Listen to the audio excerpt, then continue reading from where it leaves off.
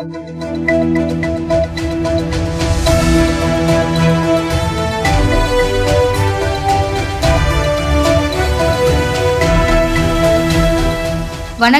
சக்தி விரைவு செய்திகள். தீயணைப்பு துறையில் காலியாக உள்ள 5 நிலைய அதிகாரிகள், 58 தீயணைப்பு வீரர்கள், 12 தீயணைப்பு ஓட்டுநர் கிரேடு 3 பணியிடங்களுக்கு கடந்த 2022ஆம் ஆண்டு நவம்பர் 4ஆம் தேதி மற்றும் 2023ஆம் ஆண்டு ஆகஸ்ட் 3ஆம் தேதிகளில் அறிவிப்பு வெளியிடப்பட்டு விண்ணப்பங்கள் பெறப்பட்டன.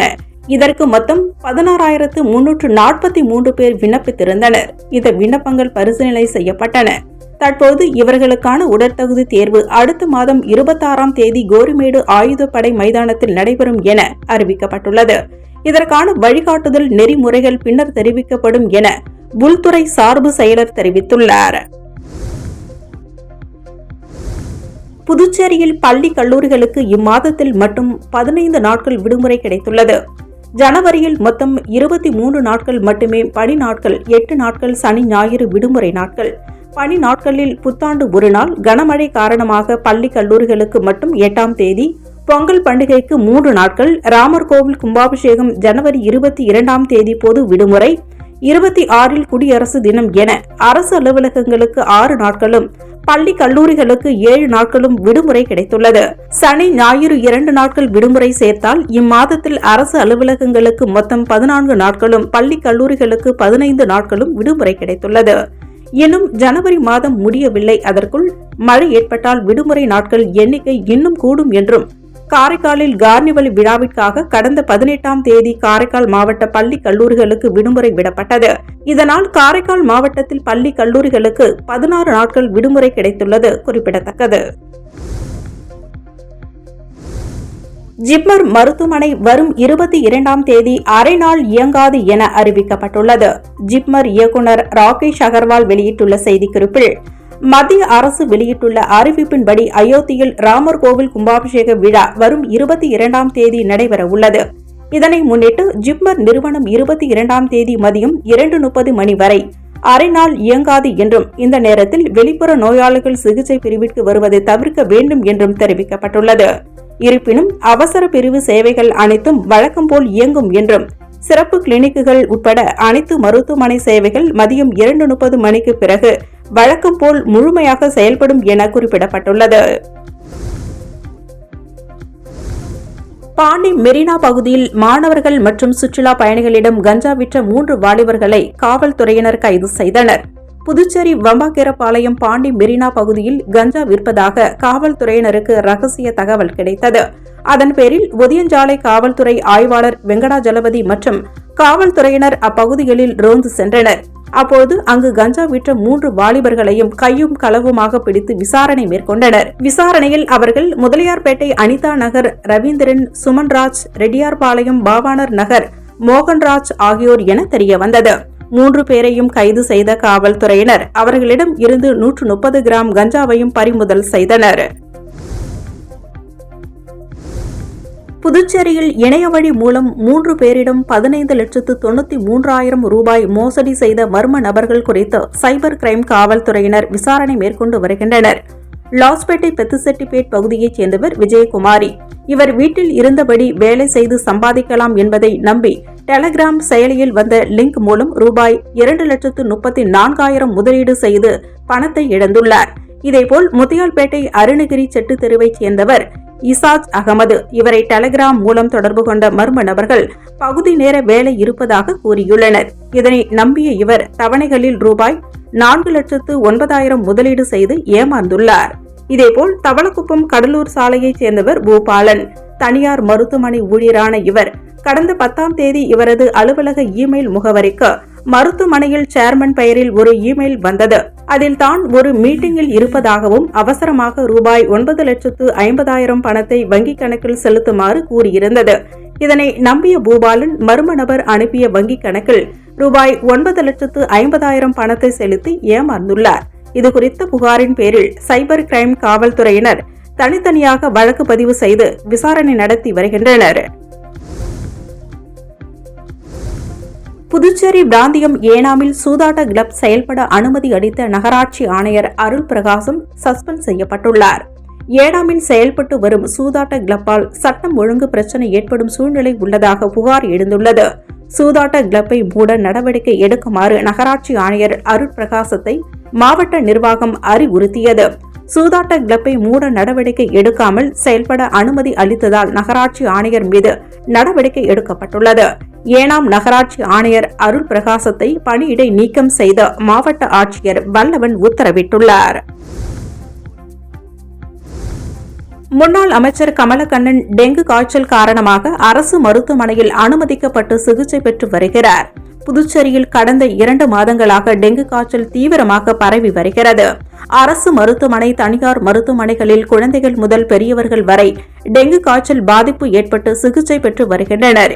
இந்நிலையில் நேற்று முன்தினம் புதுச்சேரியில் காங்கிரஸ் கட்சி மேலிட பொறுப்பாளர் தலைமையில் நடைபெற்ற கூட்டத்தில் பங்கேற்பதற்காக காரைக்கால் முன்னாள் அமைச்சர் கமலக்கண்ணன் புதுச்சேரி வருகை தந்தார். கூட்டத்தில் பங்கேற்பதற்கு முன்பே காய்ச்சல் அதிகரித்ததால் உடனடியாக அரசு மருத்துவமனையில் அனுமதிக்கப்பட்டார். அவருக்கு நடத்திய இரத்த பரிசோதனையில் டெங்கு காய்ச்சல் இருப்பது உறுதி செய்யப்பட்டது. இதனால் அரசு மருத்துவமனை அவசர சிகிச்சை பிரிவில் கமலக்கண்ணன் அனுமதிக்கப்பட்டார். அவரது இரத்த தட்டணுக்கள் எண்ணிக்கை குறைந்து வருவதால் அவருக்கு தீவிர சிகிச்சை அளிக்கப்பட்டு வருகிறது. புதுச்சேரி உருளையன்பேட்டை தொகுதிக்குட்பட்ட இளங்கோ நகர் வார்டு பகுதியான சாந்தி நகர், எல்லையம்மன் கோவில் வீதி, ஜான்சி வீதி, கண்ணகி வீதி, குபேர் வீதி போன்ற பகுதிகளில் அடிக்கடி பாதாள கழிவு தொட்டிகளில் ஏற்படும் அடைப்புகளை சரி செய்து புதிய பாதாள கழிவுநீர் குழாய்கள் அமைத்தல் மற்றும் பாதாள கழிவுநீர் தொட்டிகள் அமைக்கும் பணியினை தொகுதி சட்டமன்ற உறுப்பினர் நேரு ஆய்வு செய்தார். ஆய்வின் போது பாதாள கழிவுநீர் தொட்டிகளில் ஏற்படும் அடைப்புகளை உடனுக்குடன் சரி செய்தல் மற்றும் புதிதாக மேற்கொள்ளும் பணிகளை விரைந்து முடிக்குமாறு அதிகாரிகளிடம் வலியுறுத்தினர். மேலும் ஆய்வின் போது புதுச்சேரி நகராட்சி உதவி பொறியாளர் நமச்சிவாயம், பொதுப்பணித்துறை கழிவுநீர் உட்கோட்ட பிரிவு இளநிலை பொறியாளர் ஜெயபால் மற்றும் மனிதநேய மக்கள் சேவை இயக்க நிர்வாகிகள் உட்பட பலர் உடனிருந்தனர். வில்லியனூர் சட்டமன்ற தொகுதிக்கு உட்பட்ட அரும்பாத்தபுரம் மேம்பாலம் வடக்கு பகுதி சாலையில் காங்கிரஸ் கட்சி சார்பாக தமிழர் திருநாள் மற்றும் குடியரசு தினத்தை முன்னிட்டு மாபெரும் கோலப்போட்டி நடைபெற்றது. கோலப்போட்டியில் 150 பெண்கள் கலந்து கொண்டனர். இந்நிகழ்ச்சிக்கு வில்லியனூர் சட்டமன்ற தொகுதி சிறுபான்மை துறை மாநில தலைவர் முகமது ஹசன் தலைமை தாங்கினார். இதில் முதல் பரிசு 10,000 ரூபாயும், 2ஆம் பரிசாக 5,000, 3ஆம் பரிசாக 3,000, 5 நபர்களுக்கு ஆறுதல் பரிசாக ரூபாய் 1,000, மேலும் போட்டியில் கலந்து கொண்ட அனைவருக்கும் 750 ரூபாய் மதிப்புள்ள தொகுப்பு வழங்கப்பட்டது. இதில் முதல் பரிசு ரூபாய் 10,000 ரொக்கத்தை திருநங்கை கல்பனா தேவி வென்றார் என்பது குறிப்பிடத்தக்கது. இதில் சிறப்பு விருந்தினராக புதுச்சேரி பிரதேச காங்கிரஸ் கட்சி தலைவர் வைத்திலிங்கம், முன்னாள் முதலமைச்சர் நாராயணசாமி, முன்னாள் அமைச்சர் கந்தசாமி, முன்னாள் சட்டமன்ற உறுப்பினர் நீல கங்காதரன், முன்னாள் துணை சபாநாயகர் பாலன், முன்னாள் சட்டமன்ற உறுப்பினர் கார்த்திகேயன், மகளிர் காங்கிரஸ் அணி தலைவர் பஞ்சகாந்தி, மாநில சிறப்பு அழைப்பாளர் அன்பழகன் ஆகியோர் கலந்து கொண்டு பரிசுகளை வழங்கினர். இந்நிகழ்ச்சிக்கு வட்டார காங்கிரஸ் தலைவர் சத்தியமூர்த்தி உட்பட பலர் கலந்து கொண்டனர். புதுச்சேரியில் அரசு பள்ளியில் படிக்கும் 9ஆம் வகுப்பு மாணவி சௌமியா தேங்காய் நார், பனை ஓலை உள்ளிட்ட பொருட்களால் பட்டாபிஷேக ராமரை உருவாக்கி அசத்தியுள்ளார். புதுச்சேரி கதிர்காமம் அரசு பெண்கள் மேல்நிலைப் பள்ளியின் மாணவிகளுக்கு வாரந்தோறும் கைவினை பயிற்சி அளிக்கப்படுகிறது. இதில் பயிற்சி பெற்ற 9ஆம் வகுப்பு மாணவி சௌமியா பட்டாபிஷேக ராமரை உருவாக்கியுள்ளார். இயற்கையாக கிடைக்கக்கூடிய தேங்காய் நார், பனை ஓலை, குருமி, சோள கதிர் ஆகியவற்றை கொண்டு ₹1 செலவின்றி ராமர், லக்ஷ்மணர், சீதை, ஆஞ்சநேயர் ஆகியோரை கொண்ட கலை பொம்மையினை உருவாக்கியுள்ளார். நுண்கலை ஆசிரியர் உமாபதி வழிகாட்டுதலின்படி மாணவி உருவாக்கிய கலைப்பொருளை பள்ளி முதல்வர் மோகன் பிரசாத் பாராட்டினார். அயோத்தியில் ராமர் கோவில் கும்பாபிஷேகம் நடைபெற உள்ள நிலையில் மாணவி உருவாக்கிய பட்டாபிஷேக ராமர் கலைப்பொருள் பல்வேறு தரப்பினரின் பாராட்டை பெற்றுள்ளது. மயிலம் ஸ்ரீமத் சிவஞான பாலய சுவாமிகள் தமிழ் கலை அறிவியல் கல்லூரியில் தமிழ் வளர்ச்சித்துறை சார்பில் கலைஞர் நூற்றாண்டு விழாவை முன்னிட்டு நடைபெற்ற இளையோர் இலக்கிய பயிற்சி பாசறை மற்றும் பரிசளிப்பு விழாவில் பேசிய மயிலம் பொம்மபுர ஆதீனம், தற்போது உள்ள மாணவர்கள் ஆகிய உங்களுக்கு பலவிதமான வாய்ப்புகள் உங்கள் பெற்றோர்கள் தருகின்றார்கள் எனவும், நீங்கள் சமுதாயத்தில் நம்மால் என்ன சாதிக்க முடியும் என்பதை சிந்தித்து பார்க்க வேண்டும் என பேசினார். விழாவில் மயிலம் பொம்மபுர ஆதீனம் 20ஆம் பட்டம் ஸ்ரீலஸ்ரீ சிவஞான பாலய சுவாமிகள் தலைமை தாங்கி சிறப்புரையாற்றினர். இவ்விழாவில் கல்லூரி செயலர் குமார் ராஜேந்திரன், முதல்வர் திருநாவுக்கரசு ஆகியோர் கலந்து கொண்டனர். இதைத் தொடர்ந்து மாணவர்களுக்கு சான்றிதழ் வழங்கி ஆழ்வார்குறிச்சி கவிஞர் ப. சொக்கலிங்கம் நிறைவுரையாற்றினார். மணவெளி திரிவேணி நகர் அருள்மிகு ஸ்ரீ திரிபுர சுந்தரி உடனுரை ஸ்ரீ திரிவேணீஸ்வரர் ஆலய மகா கும்பாபிஷேக விழா ஜனவரி 21ஆம் தேதி ஞாயிற்றுக்கிழமை நடைபெற உள்ளதை முன்னிட்டு யாகசாலை பூஜைகள் நடைபெற்றன. புதுச்சேரி மாநிலம் வில்லியனூர் கொம்யூன் வி. மணவெளி திரிவேணி நகர் அருள்மிகு ஸ்ரீ திரிபுர சுந்தரி உடனுரை ஸ்ரீ திரிவேணீஸ்வரர் ஆலய அஷ்டபந்தன மகா கும்பாபிஷேகம் ஜனவரி 21ஆம் தேதி ஞாயிற்றுக்கிழமை நடைபெற உள்ளது. முன்னதாக ஜனவரி 20ஆம் தேதி மூர்த்தி ஹோமம், யாகசாலை அலங்காரம், ராஷாபந்தனம், யாத்ரா தானம், யாகசாலை பிரவேசம், முதல் கால யாக பூஜை, தீபாராதனை உள்ளிட்ட பல்வேறு நிகழ்ச்சிகள் நடைபெற்றது. இந்நிகழ்ச்சியில் சட்டமன்ற எதிர்க்கட்சித் தலைவர் சிவா உட்பட திரளான பக்தர்கள் கலந்து கொண்டு சுவாமி தரிசனம் செய்தனர். தை கிருத்திகையினை முன்னிட்டு முருகன் கோவில்களில் சிறப்பு அபிஷேகம் மற்றும் சிறப்பு ஆராதனைகள் நடைபெறுவது வழக்கம். அந்த வகையில் புதுச்சேரி ரயில் நிலையம் அருகே உள்ள கௌசிக பாலசுப்பிரமணியர் கோவிலில் சுவாமிக்கு அதிகாலையில் மூலவருக்கு சிறப்பு அபிஷேகம் நடைபெற்றது. தொடர்ந்து மூலவருக்கு பால், விபூதி, பன்னீர், தேன் உள்ளிட்ட பல்வேறு சிறப்பு அபிஷேகங்கள் நடைபெற்றது. இதில் திரளான பக்தர்கள் கலந்து கொண்டு சுவாமி தரிசனம் செய்தனர். பின்னர் பக்தர்களுக்கு பிரசாதங்கள் வழங்கப்பட்டது. இதற்கான ஏற்பாடுகளை கோவில் நிர்வாகிகள் செய்திருந்தனர்.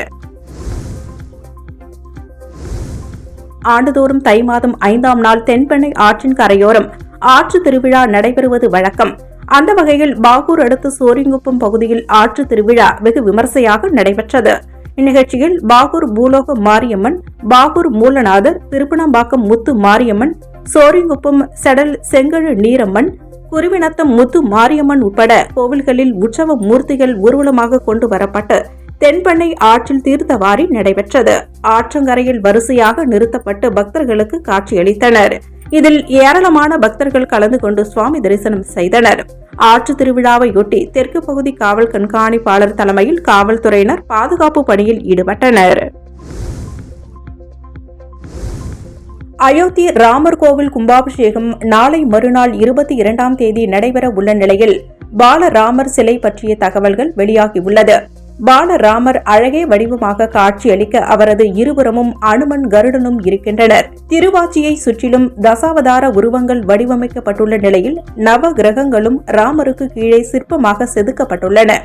அயோத்தியில் பிரம்மாண்டமாக கட்டப்பட்டு வரும் ராமர் கோவில் கும்பாபிஷேக விழா ஜனவரி 22ஆம் தேதி நடைபெற உள்ளது. இதற்கான ஏற்பாடுகளை ஸ்ரீ ராம ஜென்ம பூமி அறக்கட்டளை செய்து வருகிறது. கும்பாபிஷேகத்தை முன்னிட்டு யாக பூஜைகள் 16ஆம் தேதி முதல் தொடங்கி நடைபெற்று வருகிறது. டோக்கியோ விண்கலம் வெற்றிகரமாக தரை இறங்கியதா இல்லையா என்பது குறித்து கடைசி நேரத்தில் பரபரப்பு ஏற்பட்ட நிலையில் சிறிது நேரத்தில் விண்கலத்துடன் தொடர்பு ஏற்படுத்தப்பட்டதாகவும் விண்கலம் நிலவின் மேற்பரப்பில் வெற்றிகரமாக தரை இறங்கியதாகவும் ஜப்பான் விண்வெளி ஆய்வு மையம் தெரிவித்துள்ளது. சிஎஸ்கே அணியின் இளம் நட்சத்திர வீரரான ருதுராஜ் கெய்க்வாட் T20 உலகக்கோப்பை தொடருக்கான பந்தயத்தில் இருந்து எப்பொழுதோ ஓரங்கட்டுப்பட்டு விட்டார் என்று முன்னாள் வீரர் ஆகாஷ் சோப்ரா கூறியுள்ளார். இத்துடன் சக்தி விரைவு செய்திகள் நிறைவடைகின்றன. வணக்கம்.